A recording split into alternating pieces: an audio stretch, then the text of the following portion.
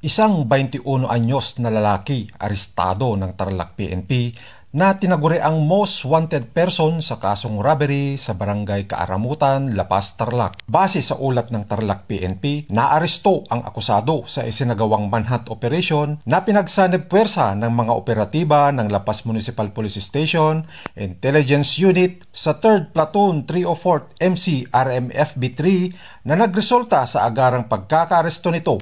Ang nasabing akusado ay naaresto sa bisa ng warrant of arrest na inisyo ni Honorable Jane Tanya Evangelista, Presiding Judge MCTC, 3rd Judicial Region Victoria, La Paz, Tarlac sa kasong robbery na may 36,000 pesos na inirekomendang piyansa. Ang akusado ay kasalukuyang nasa kustudiya ng La Paz Municipal Police Station para sa wastong dokumentasyon at tamang disposisyon.